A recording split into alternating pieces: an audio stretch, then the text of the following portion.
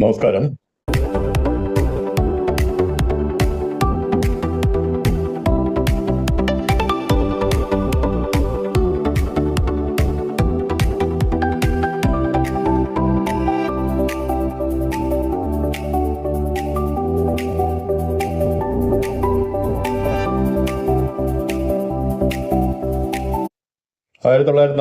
ജനുവരി 17 US Kentucky സ്റ്റേറ്റിലെ ലൂയിവിൽ സിറ്റിയിൽ താമസിക്കുന്ന കാഷ്യസ് മാർസലസ് ക്ലേക്കും വൈഫ് ഒഡീസ ഗ്രാൻഡി ക്ലേക്കും സന്തോഷത്തിന്റെ ദിവസമായിരുന്നു.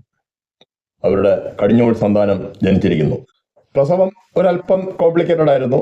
അതിന്റെ കാരണം പിന്നീടാണ് ഡോക്ടർമാർ കണ്ടുപിടിച്ചത്. കുട്ടിയുടെ തല അല്പം വലിപ്പം കൂടുതലായിരുന്നു. സാധാരണയിൽ കവിഞ്ഞ് വലിപ്പമുള്ള ഒരു തല.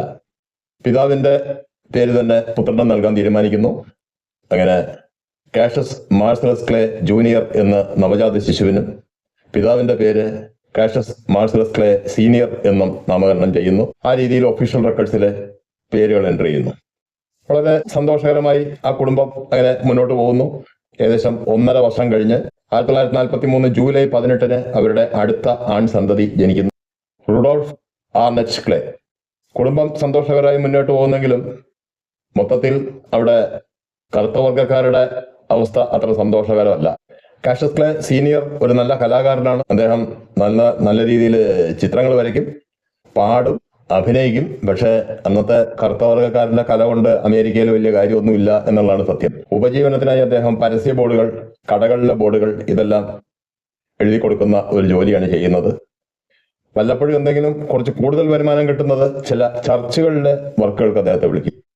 ഒഡീസകളെ അടുത്തുള്ള ചില വീടുകളിൽ സഹായത്തിനായി ചെല്ലും. അതിൽ നിന്നും ഒരു ചെറിയ വരുമാനം കിട്ടും. പക്ഷെ വീടിന് പുറത്തിറങ്ങിയാൽ ഇവരുടെയൊക്കെ അവസ്ഥ വളരെ പരിതാപകരമാണ്. കാരണം വർണ്ണവിവേചനം കൊടികുത്തി വാഴുന്ന ഒരു സമയമാണത്. കറുത്ത വർഗ്ഗക്കാരന് കുടിക്കാൻ വെള്ളം പോലും പലപ്പോഴും പല കടകളിലും കൊടുക്കില്ല. അത്തരം പല അനുഭവങ്ങൾ ഈ 4 പേർക്കും കൂടാതെ അവരുടെ അയൽക്കാർക്കും എല്ലാം പലപ്പോഴും ഉണ്ടാവുന്നുണ്ട്. കാഷ്യസ് ക്ലേ ജൂനിയർ വളരെ ലോല മനസ്കനായ ഒരു കുട്ടിയായിരുന്നു. എന്തെങ്കിലും ഒരു അരുതാത്ത സംഭവം കാണുകയോ കേൾക്കുകയോ ചെയ്താൽ പിന്നെ അത് മനസ്സിൽ നിന്ന് പോകാൻ കുറെ സമയമെടുക്കും. മിക്കവാറും ആ സമയത്ത് ഭക്ഷണം പോലും മര്യാദയ്ക്ക് കഴിക്കില്ല. കരഞ്ഞുകൊണ്ട് എവിടെയെങ്കിലും കിടക്കും. അതായിരുന്നു ശീലം. ലൂയിവിൽ സെൻട്രൽ ഹൈസ്കൂളിൽ വിദ്യാഭ്യാസം. അവിടെയും വർണ്ണവിവേചനത്തിന്റെ പ്രശ്നങ്ങളെല്ലാം നേരിടുന്നുണ്ട്. 12ാമത്തെ വയസ്സിൽ പിതാവ് കാഷ്യസ് ക്ലേ സീനിയർ ഒരു പുതിയ ബൈസിക്കിൾ വാങ്ങിച്ചു കൊടുക്കുന്നു. അതുമായി അടുത്തുള്ള ഒരു എക്സിബിഷൻ കാണാൻ പോയ കഥ നമ്മൾ ഇതിന്റെ ഇൻട്രൊഡക്ഷനിൽ പറഞ്ഞിട്ടുണ്ട്, അതുകൊണ്ട് ആവർത്തിക്കുന്നില്ല. സൈക്കിൾ മോഷണം പോയി. പരാതി കൊടുക്കാൻ എത്തിപ്പെട്ട പോലീസ് സ്റ്റേഷനിലെ പോലീസ് ഓഫീസർ ബോക്സിംഗ് പഠനത്തിനായി ക്ഷണിക്കുന്നു. പക്ഷെ ആ വീക്കെൻഡിൽ ശനിയാഴ്ച വൈകുന്നേരം TV-യിൽ ഒരു പ്രോഗ്രാം കാണും. ടുമോറോസ് ചാമ്പ്യൻസ് എന്നാണ് ആ പ്രോഗ്രാമിന്റെ പേര്. ആ പ്രോഗ്രാം കണ്ട കാഷ്യസ് ക്ലേ ജൂനിയർ ശരിക്ക് അത്ഭുതപ്പെട്ട് നിൽക്കുകയാണ്. കാരണം ആ പ്രോഗ്രാം അവതരിപ്പിക്കുന്നത് ആ police officer Joy E Martin എന്ന വ്യക്തിയാണ്. അദ്ദേഹത്തിന്റെ സ്റ്റുഡൻസ് ആണ് അതില് മത്സരിക്കുന്നത്. അത് കണ്ടപ്പോ കാഷ്യസ് ക്ലേക്ക് ഒരു ആവേശം. കാഷ്യസ് ക്ലേ പ്രഖ്യാപിക്കുന്നു, ഞാൻ ബോക്സിംഗ് പഠിക്കാൻ പോകുന്നു. ഈ ജോയ് ഇ മാർട്ടിൻ ലൂയിവിൽ സിറ്റിയിൽ തന്നെ ഒരു ജിംനേഷ്യം നടത്തുന്നുണ്ട്, ബോക്സിംഗ് ജിംനേഷ്യം. കൊളംബിയ ജിം എന്നാണ് ഇതിന്റെ പേര്. വീട്ടിൽ നിന്ന് കുറച്ച് ദൂരെയാണത്. അമ്മ ചോദിച്ചു, സൈക്കിളൊക്കെ മോഷണം പോയില്ല, നീ എങ്ങനെയാണ് ദിവസേന അവിടെ പ്രാക്ടീസ് ചെയ്യാൻ പോവുക? കാഷ്യസ് ക്ലേ പറഞ്ഞു, അത് ഞാൻ ആരുടെയെങ്കിലും സൈക്കിള് കടം വാങ്ങിച്ചെങ്കിലും പോകും. ഒപ്പം ഒരു പ്രസ്താവനയും നടത്തി, ഞാൻ ഭാവിയിലെ ഹെവി വെയിറ്റ് ബോക്സിംഗ് ചാമ്പ്യൻ ആവും. എല്ലാം കേട്ടുകൊണ്ടിരിക്കുകയാണ് പിതാവ് കാഷ്യസ് ക്ലേ സീനിയർ. അദ്ദേഹത്തിന്റെ ഒരു സ്വഭാവമുണ്ട്, എന്തെങ്കിലും സന്തോഷകരമോ സങ്കടകരമോ ആയ ഒരു കാര്യം കാണുകയോ കേൾക്കുകയോ ചെയ്താൽ അതിങ്ങനെ ആവർത്തിച്ചുകൊണ്ടിരിക്കും. അതുകൊണ്ട് തന്നെ അദ്ദേഹം അവിടെയൊക്കെ പറഞ്ഞു നടക്കാൻ തുടങ്ങി, എന്റെ മകൻ ഭാവിയിൽ world heavy weight boxing champion ആവും. ചിലരൊക്കെ അത് കാര്യമായിട്ട് എടുക്കുന്നു, ചിലരൊക്കെ ചുമ്മാ ചിരിച്ചു തള്ളുന്നു. ഏതായാലും കാഷ്യസ് ക്ലേ ജൂനിയർ കൃത്യമായി പരിശീലനത്തിന് പോയി തുടങ്ങി. വളരെ പെട്ടെന്ന് തന്നെ ഒരു കാര്യം എല്ലാവർക്കും ബോധ്യപ്പെട്ടു, വളരെയധികം സ്റ്റാമിനയുള്ള ഒരു ബാലനായിരുന്നു കാഷ്യസ് ക്ലേ. കൂടെ പരിശീലിക്കുന്നവരൊക്കെ തളർന്ന് ഒരു ഭാഗത്തിരിക്കുമ്പോഴും പരിശീലനം ആരംഭിച്ച കാഷ്യസ് ക്ലേ തുടർന്നും പ്രാക്ടീസ് ചെയ്തുകൊണ്ടേയിരിക്കും. കൂടാതെ എല്ലാ ശനിയാഴ്ചകളിലും ഉള്ള TV ഷോയിൽ കാഷ്യസ് ക്ലേ പങ്കെടുക്കാൻ തുടങ്ങി. അതിനൊരു ചെറിയ സാമ്പത്തിക മെച്ചമുണ്ട്. ഒരു ഷോയ്ക്ക് $4 വെച്ച് കിട്ടും. അത് വിദ്യാഭ്യാസ ചെലവുകൾക്കും മറ്റാവശ്യങ്ങൾക്കും വളരെയധികം ഉപകാരപ്പെട്ടു. 1955 അവസാന കാലഘട്ടത്തിൽ അവിടെ നടക്കുന്ന Kentucky golden gloves boxing championship, അതിൽ കാഷ്യസ് ക്ലേയും പങ്കെടുത്തു. ഒരു കാര്യം ക്ഷമാപൂർവം പറയുന്നു, ഇൻട്രൊഡക്ഷൻ വീഡിയോയിൽ ഞാൻ പറഞ്ഞിരുന്നു ആദ്യത്തെ Kentucky golden gloves championship Cassius clay നേടി എന്ന്. അത് തെറ്റായിരുന്നു. ആദ്യത്തെ ചാമ്പ്യൻഷിപ്പിൽ അദ്ദേഹം പരാജയപ്പെടുകയാണ് ചെയ്തത്. ഒരു കാര്യം പക്ഷേ അദ്ദേഹം ആ പരാജയത്തിന് മനസ്സിലാക്കി, എതിരാളി കാഷ്യസ് ക്ലേക്ക് അറിയുന്നതിനേക്കാൾ കൂടുതൽ കാര്യങ്ങൾ അറിയുന്ന ഒരാളാണ്. കാഷ്യസ് ക്ലേ ചെയ്യുന്നതിനേക്കാൾ കൂടുതൽ അളവുകൾ.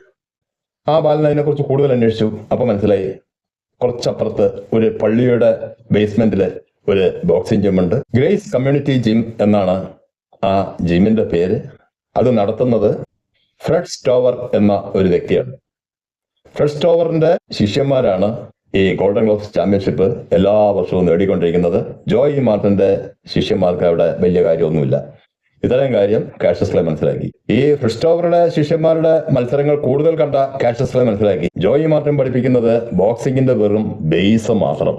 വലത്തെ കൈകൊണ്ടുള്ള പഞ്ചും പിന്നെ അത്യാവശ്യം ഒരു ഒഴിഞ്ഞു മാറലും, കൂടുതലൊന്നും ജോയ് മാർട്ടിൻ പഠിപ്പിച്ചിട്ടില്ല. പഠിപ്പിക്കുക എന്ന് പറഞ്ഞാൽ എല്ലാവരെയും അതേ പഠിപ്പിച്ചിട്ടുള്ളൂ.